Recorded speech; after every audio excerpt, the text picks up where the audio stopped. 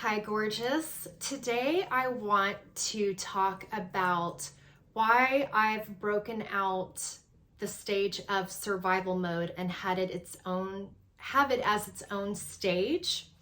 And why is the survival mode stage a sneaky little stage?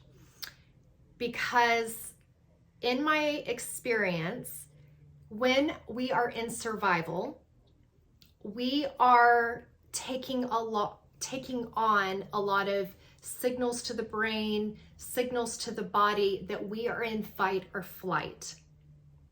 And you can I'll share my experience. I keep bringing it back to me. You can see me modeling, right?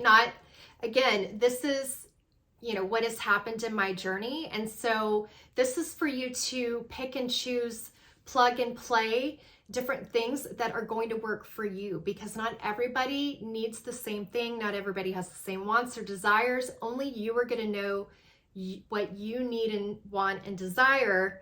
And if someone is telling you what you should need, want, and desire, be wary of that. I want to encourage you to go on this journey to learn how to heal yourself, because you will know what's best for you. You will know what's best for your situation. And so, why is survival mode a sneaky little stage? Because at any stage I've found, I can drop back into survival mode. And it is frustrating. It can be, it is crazy. It can feel defeating when I think, oh, great, I've gotten myself, to this place and now I'm here. And then all of a sudden something happens and whoop, I'm right back to survival mode. So what are some things that can throw us back to survival mode? And I want to make sure that I hone in on this, because it's very important to be aware of it, because it can catch us off guard. You can have savings of $1,000 and start to feel secure, and whoop, something happens and all of a sudden you're back into survival mode, right? And these are signals that you're giving yourself in your words, being flight or fight, being on high alert, things like this. You can have a savings of $10,000 and something can happen and you can get thrown back into survival mode. You think, when I had $10,000, I thought, oh my gosh, this is great. I'm covered. I can do a trip here and there, and I can take care of myself. And I thought, okay, $10,000, this is good. This is way beyond what, they call an emergency fund and things like that, and still get thrown in to survival mode. And yes, and so this is why I'm here sharing different things like how to have a healthy mindset, because a lot of times my mindset and my beliefs, if a situation happens and I haven't learned how to rewire my brain and rewire my beliefs, when that thing shows up, my brain says, oh, this is similar to what we've seen before. We need to armor up. We're in danger. Don't trust anybody. Protect yourself. And so different things that can throw us into survival mode. The biggest one is lack of sleep. So even being a high achiever, a high achieving woman, maybe you've been in your career and you just got that promotion and now they're requiring a lot more of you and you're not sleeping well. Maybe you're having to stay at the office later than you usually do. Maybe you're actually able to get back to the house, and this is a mind thing, ladies. You're able to get back to the house, you're able to lie down at a reasonable time, but your mind's going. Have you ever had that dream where in your actual job, you need to build a PowerPoint for a presentation or a meeting. And in your dream, you built that PowerPoint. It's done. And then you wake up and you realize, oh my gosh, I haven't even started slide 1 yet. So lack of sleep, not being able to quiet, if you haven't learned how to quiet your mind, if you haven't learned how to slow down your body, if you haven't learned when, you're on very little sleep, what are ways to get you through? Because at this phase, maybe you do need to have little sleep. But we as women, and from a biological standpoint, I'm not comparing us to men. I'm saying from a biological standpoint, there is a burnout for us from a biological standpoint. And it's very important for us to understand this and to acknowledge this, because this can throw us back into that survival mode. So 1 is lack of sleep. 2nd is lack of exercise or movement. In our hunter and gatherer days, as women, we moved throughout the day. And now we are sitting in front of a computer. I have my computer right here. And we can sit here for 8 hours, 10 hours. I remember I would look up at my clock and it was 10:30 a.m. And I was thinking, okay, hour and a half, I'm gonna have lunch. I get back on the computer. The next time I look up, it's 4 p.m. Has that ever happened to you? Where you're in the flow and you're just getting things done and it feels so good? Which is great, but there is a cost. Maybe setting a timer to get up. So this video is really just focused on the what. I can go into later on like tactics and things that you can do to get out of it. But so the 2nd is lack of exercise and movement. The 3rd is lack of nutrition.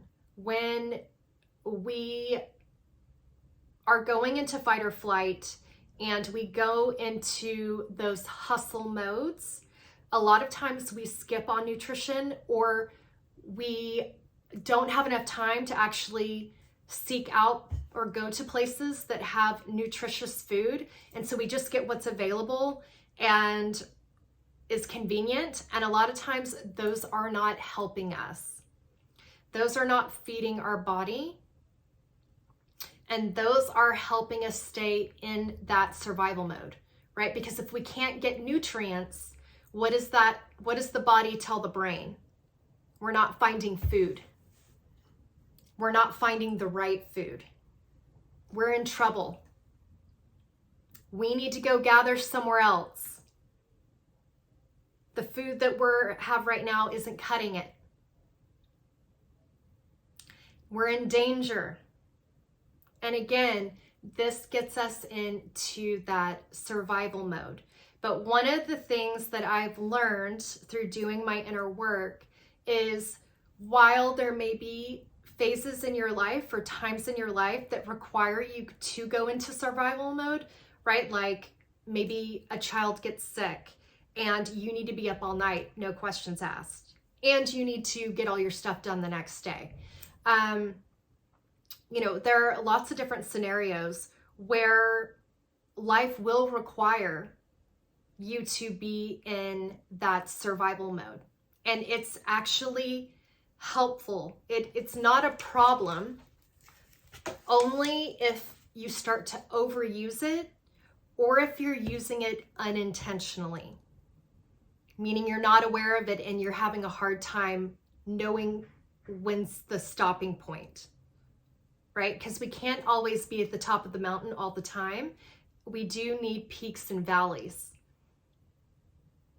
And I know that I function a lot better and my energy is a lot better when I am acting more in the peak and valley, right? Because the peak, that's the climb, right?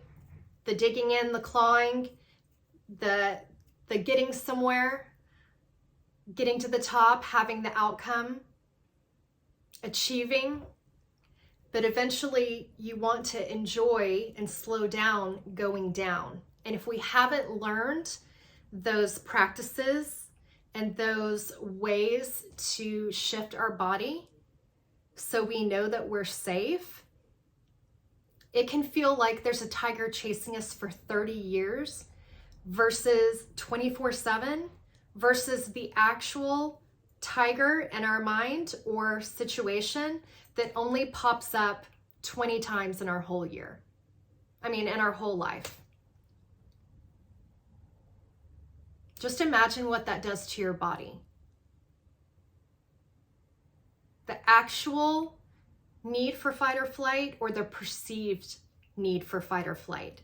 And you can have a perceived need for fight or flight 24/7, ladies.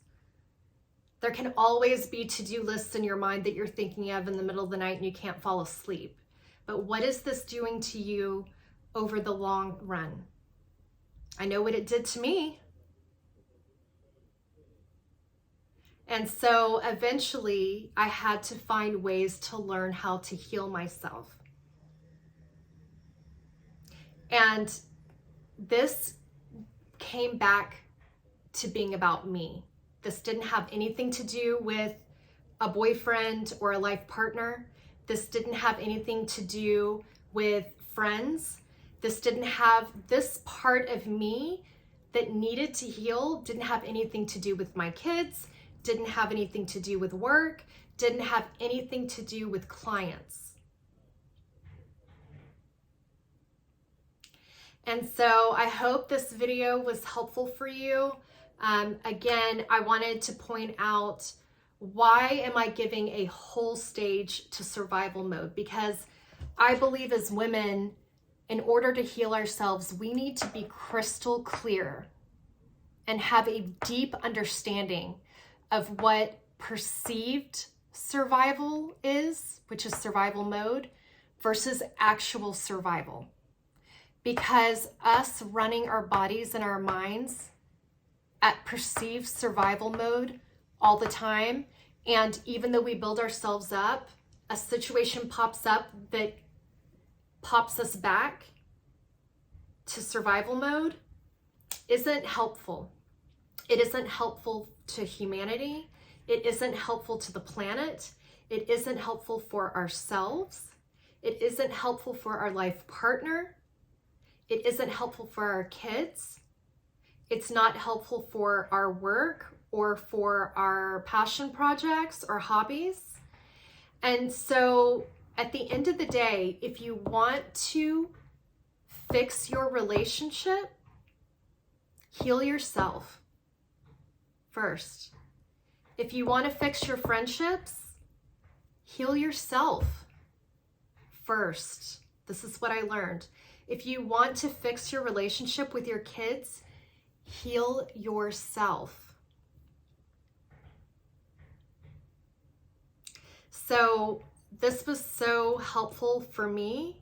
And again, it's been a journey. It has taken me some time to build up these practices and mindsets and beliefs and ways of being to help remind me, yes, this popped up, but I'm still safe. I am so, so safe. And saying it with a smile is an elevated practice. You can saying the words is the first level, but if you want to level up, saying this smiling with your heart, your hand over your heart. The thing pops up and you saying, this happened and I am so, so safe.